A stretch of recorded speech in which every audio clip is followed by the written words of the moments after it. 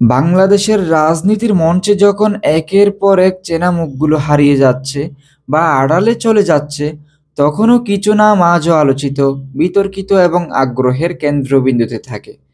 তেমনই এক নাম রুমিন ফারহানা। একসময় সংসদে তার বক্তৃতা, মিডিয়ায় তার উপস্থিতি কিংবা টক শোতে স্পষ্টভাষী অবস্থান সবকিছুই তাকে ভিন্ন পরিচিতি দিয়েছে।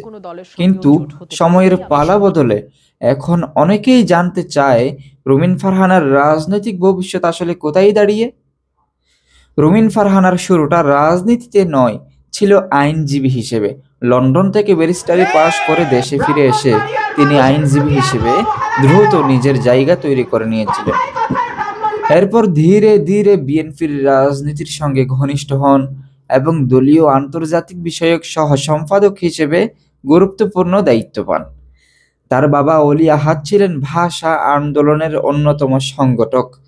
ফলে রাজনীতি যেন তার পরিবার থেকেই এসেছে। কিন্তু রুমিনের নিজস্ব উত্থানটা ছিল তারুণ্য, বুদ্ধিমত্তা এবং স্পষ্টভাষী চরিত্রের কারণে। 2019 সালে তিনি সংরক্ষিত নারী আসন থেকে সংসদ সদস্য নির্বাচিত হন। সংসদে প্রবেশের পর থেকেই তিনি ছিলেন আলোচনার কেন্দ্রবিন্দুতে। একদিকে তার কঠোর সমালোচনামূলক বক্তব্য, অন্যদিকে তীক্ষ্ণ বিশ্লেষণ। দুই মিলেই তিনি দ্রুত আলোচনায় আসেন। বিশেষ করে সরকার বিরোধী অবস্থান এবং নারী হিসেবে সংসদে তার দাপট, এই দুই বিষয় তাকে আলাদা করে তোলে। তবে ঠিক সেই সময়েই শুরু হয় বিতর্কের ঝড়। সবচেয়ে বেশি আলোচিত হয়েছিল পূর্বাঞ্চলে 10 কাঠা প্লটের জন্য তার আবেদনপত্র। সেই চিঠি ফাঁস হয়ে গেলে সামাজিক যোগাযোগ মাধ্যমে তীব্র প্রতিক্রিয়া শুরু হয়।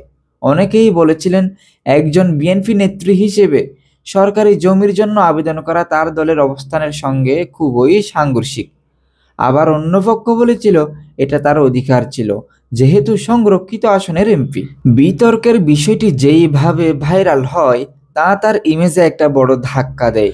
2022 সালে বিএনপি সংসদ থেকে পদত্যাগের সিদ্ধান্ত নিলে রুমিনও দলীয় নির্দেশ মেনে পদত্যাগ করেন। কিন্তু এরপর থেকে রাজনীতিতে তাকে নিয়ে আলোচনা কিছুটা স্মিত হয়ে যায়।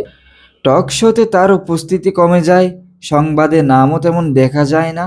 অনেকেই ভাবতে শুরু করেন, তিনি কি ধীরে ধীরে রাজনীতি থেকে সরে যাচ্ছেন, নাকি নতুন করে পরিকল্পনা নিচ্ছেন। তবে ভেতরের সূত্র বলছে, রুমিন ফারহানা কখনো রাজনীতি ছাড়েননি, তিনি বরং নিজেকে নতুনভাবে প্রস্তুত করেছেন। তার সাম্প্রতিক কিছু বক্তব্যে ইঙ্গিত মিলেছে যে তিনি নিজের রাজনৈতিক দর্শন ও অবস্থান পুনর্গঠন করছেন। দলীয় সিদ্ধান্তের প্রতি শ্রদ্ধাশীল থেকে তিনি ভবিষ্যতে নির্বাচন সরাসরি প্রতিদ্বন্দ্বিতা করার আগ্রহও ব্যক্ত করেছেন।